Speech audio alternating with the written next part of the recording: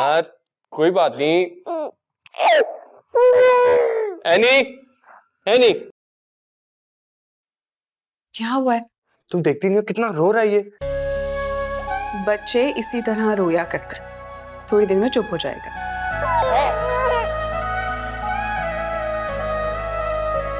यार इसने तुम्हारी शर्ट पे तो दूध गिरा दिया। क्या जरूरत थी इतना गोद में उठाने की? एनी, बच्चा है, क्या हो गया? अब वो रो रहा था, क्या मैं खड़ा देखता रहता? हाँ लेकिन अब तुम्हारी शर्ट भी तो खराब हो गई। कोई बात नहीं, छोटे बच्चे अपने माँ बाप को तंग करते रहते हैं, तो क्या उनके माँ बाप उनसे उकता जाते हैं? नहीं ना। अरे भाई, इतने दिनों बाद तुम ऑफिस जा रहे हो और तुम्हें देर हो जाएगी। एनी, मुझे कोई देर नहीं होती, मेरा अपना ऑफिस है। आई एम सॉरी अफान, मुझे तुम्हारी चीजों का ध्यान रखना चाहिए जो कि मैं नहीं रखती हूँ। क्या हो गया एनी?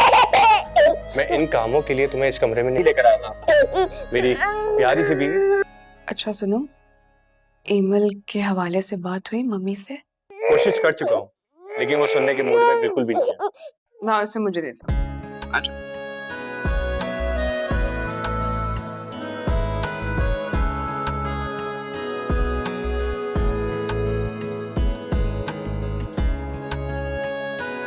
क्या हो गया? कौन है वो?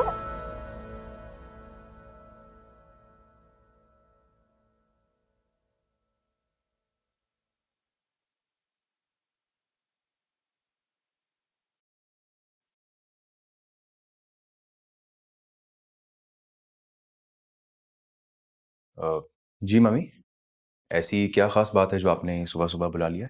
अजीब जिद पकड़ रखी है इस लड़की ने। कहती है कि मैं फाहद से ही शादी करूंगी। रात आई थी मेरे पास, अरे मुझसे इतनी बहस की है उसने। कह रही थी आज ही उन लोगों को बुलाएं और हाँ करें मेरे रिश्ते के लिए। उसे इतनी क्या जल्दी है शादी की? पता नहीं भाई, ना उस लड़के की कोई तालीम है और ना ही कोई जॉब। मम्मी अगर वो जॉब कर भी लेगा तो वो क्या हमारे मेयार के मुताबिक होगी? और फ्रैंकली मुझे तो वो हमारे बिजनेस में भी एडजस्ट होता हुआ नजर नहीं आ रहा है। अरे मैं यहाँ रिश्ते से इनकार की बात कर रही हूँ और तुम मौके उसे अपने बिजनेस में शामिल करने का सोच रहे हो। हमने ये सब दूसरों पर लुटाने के लिए नहीं बनाया। बाजी बिल्कुल ठीक कह रही है, भला हम अपनी दौलत दूसरों पर क्यों लुटाएं? खाला, क्या कहा आपने? ये बात करने से पहले आप अपने बारे में सोचें।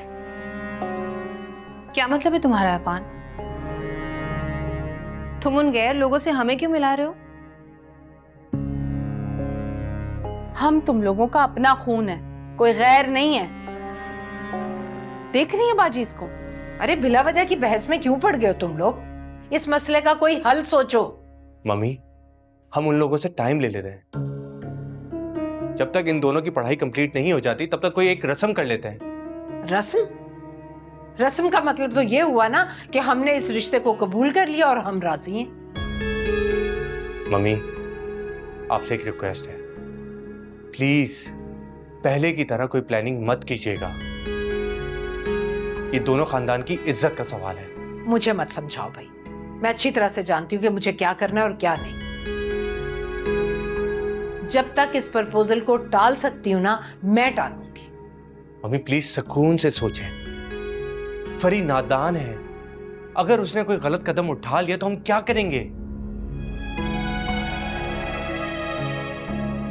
अफान ठीक कह रहा है मम्मी।